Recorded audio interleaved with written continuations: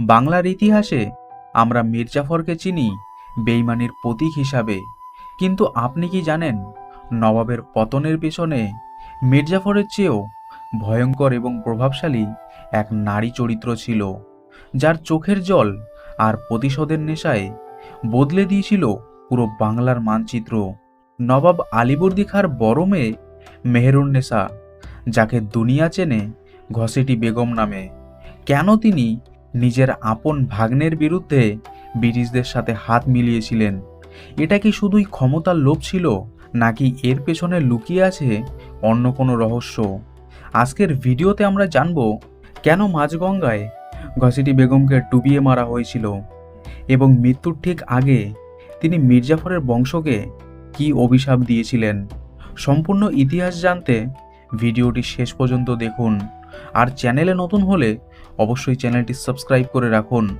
চলুন ফিরে যাই 1756 সালের সেই উত্তাল সময়ে। নবাব আলীবর্দী খাঁ এবং শরফুন্নেসা বেগমের কোনো পুত্র সন্তান ছিল না, তাদের 3 জন মেয়ে ছিল। মজার বিষয় হলো, নবাব আলীবর্দী খাঁ তিনি তার এই 3 মেয়েকে তার বড় ভাই হাজী আহমেদের 3 ছেলের সাথে বিয়ে দিয়েছিলেন। তার 3 মেয়ের মধ্যে মেহেরুন্নেসা, যাকে ইতিহাস ঘসেটি বেগম নামে চেনে, তিনি ছিলেন নবাবের বড় মেয়ে এবং তার বিয়ে হয়েছিল ঢাকার শাসনকর্তা নওয়াজিস আহমেদ খাঁর সাথে। মাইমুনা বেগম, তিনি ছিলেন নবাবের মেজ মেয়ে এবং তার বিয়ে হয়েছিল পূর্ণিয়ার শাসনকর্তা সৈয়দ আহমেদ খাঁর সাথে। এবং আমেনা বেগম, তিনি ছিলেন নবাব আলীবর্দী খাঁর ছোট মেয়ে, তার বিয়ে হয়েছিল জয়নুদ্দিন আহমেদ খাঁর সাথে। এই আমেনা বেগমের গর্ভেই জন্ম নিয়েছিলেন বাংলার শেষ স্বাধীন নবাব সিরাজউদ্দৌলা। ঘসেটি বেগম শুধু একজন রাজকুমারী ছিলেন না, তিনি ছিলেন সেই সময়ের সবথেকে সম্পদশালী নারী। মতিঝিল প্রাসাদে তার যে গুপ্তধন ছিল, তাই দিয়ে সেই সময়ে আস্ত একটা দেশ কেনা যেত। কিন্তু তার এই বিশাল প্রতিপত্তি তার জন্য কাল হয়ে দাঁড়ালো। নবাব আলীবর্দী খাঁ যখন তার ছোট মেয়ের ছেলে সিরাজকে উত্তরসূরি ঘোষণা করলেন, তখন ঘসেটির মাথায় যেন আকাশ ভেঙে পড়ল। কিন্তু কেন? কারণ ঘসেটি বেগমের নিজের কোনো সন্তান ছিল না, তাই তিনি তার ছোট বোন আমেনা বেগমের দ্বিতীয় ছেলে অর্থাৎ সিরাজউদ্দৌলার ভাই একরামউদ্দৌলাকে দত্তক নিয়েছিলেন। তিনি চেয়েছিলেন একরামউদ্দৌলা সিংহাসনে বসুক, যাতে পর্দার আড়াল থেকে আসল ক্ষমতাটা ঘসেটির হাতেই থাকে।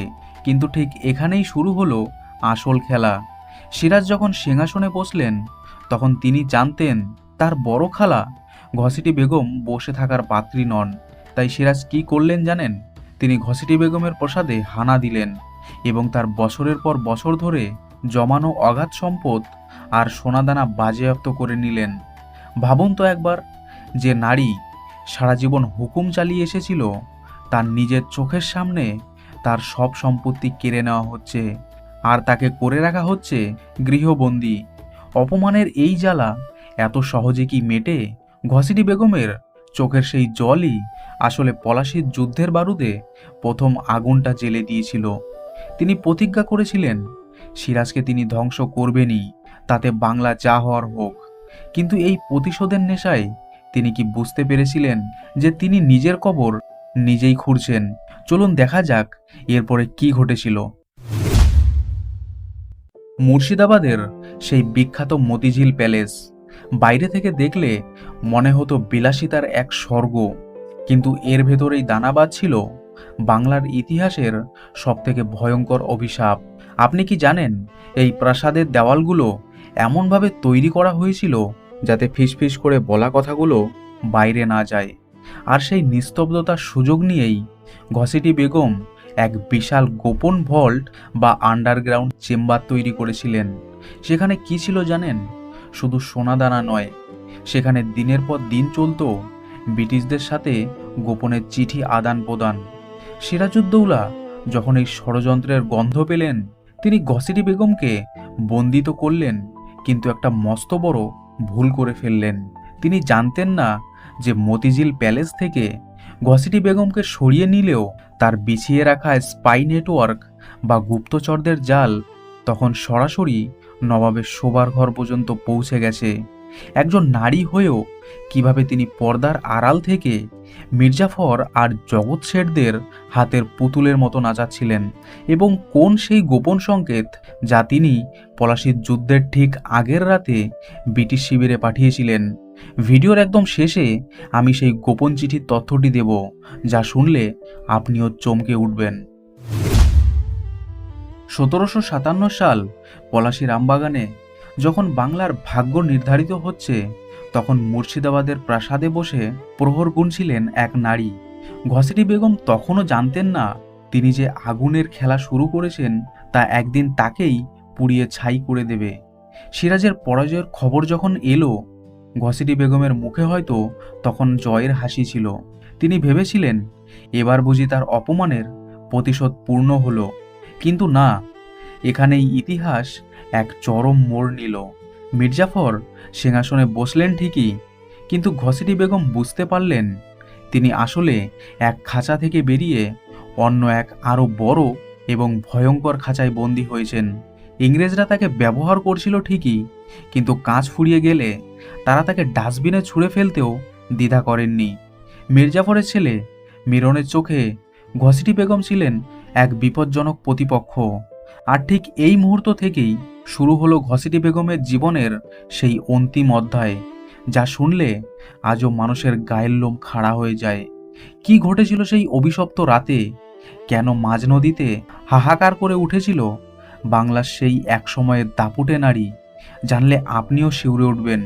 চলুন দেখা যাক ঘসেটি বেগমের জীবনের সেই মর্মান্তিক শেষ পরিণতি।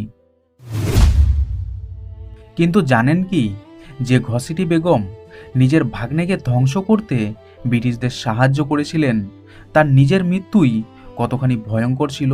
কেন মাঝ নদীতে তার আর্ত চিৎকারে আকাশ বাতাস কেঁপে উঠেছিল? এবার আসি সেই অংশে যা শুনলে আজও মানুষের গায়ের লোম খাড়া হয়ে যায়। ঘসেটি বেগম ভেবেছিলেন সিরাজের পতন হলে তিনি আবার রানীর হালে থাকবেন, কিন্তু ইতিহাস সাক্ষ্য দেয় বেঈমানদের পরিণতি কখনো সুখের হয় না। 1760 সালের এক অন্ধকার রাত, মির্জাফরের ছেলে মিরনের নির্দেশে ঘসেটি বেগমকে একটি নৌকায় করে ঢাকা থেকে মুর্শিদাবাদে নিয়ে যাওয়া হচ্ছিল। তিনি তখনও জানতেন না সেই নৌকোটি হতে চলেছে তার কফিন। মাঝ নদীতে পৌঁছানোর পর হঠাৎ দেখা গেল নৌকোর তলায় ফুটো করে দেওয়া হয়েছে। ধীরে ধীরে নৌকায় জল ঢুকতে শুরু করলো। ঘসেটি বেগম বুঝতে পারলেন এটা কোনো দুর্ঘটনা নয়, এটা পরিকল্পিত হত্যাকাণ্ড। কথিত আছে মৃত্যুর ঠিক আগের মুহূর্তে তিনি দুহাত তুলে অভিশাপ দিয়েছিলেন মিরন আর তার বংশধরদের। বুড়িগঙ্গার বুকে তার সেই শেষ আর্তনাদ আজও যেন ইতিহাসের পাতায় প্রতিধ্বনিত হয়। ষড়যন্ত্রের যে বিষবৃক্ষ তিনি রোপণ করেছিলেন, সেই বিষেই নীল হয়ে শেষ হলো বাংলার এক প্রতাপশালী বেগমের জীবন। কিন্তু তার সেই অভিশাপ সত্যি কি ফলেছিল? মিরনের মৃত্যু কি একইভাবে রহস্যময় ছিল? সেটা জানতে হলে আমাদের পরের ভিডিওতে চোখ রাখুন। তবে এখানেই শেষ নয়। ঘসেটি বেগমের এই করুণ পরিণতির পিছনে শুধু কি মির্জাফর ছিল, নাকি এর পেছনে লুকিয়েছিল ব্রিটিশদের গভীর কোনো চাল? অনেকে বলেন মৃত্যুর আগে ঘসেটি বেগম যে ভয়াবহ অভিশাপ দিয়েছিলেন, যা মির্জাফরের বংশকে চিরতরে ধ্বংস করে দিয়েছিল, সেই অভিশাপের গল্প আপনারা কি জানতে চান? যদি চান তবে কমেন্টে লিখে জানান।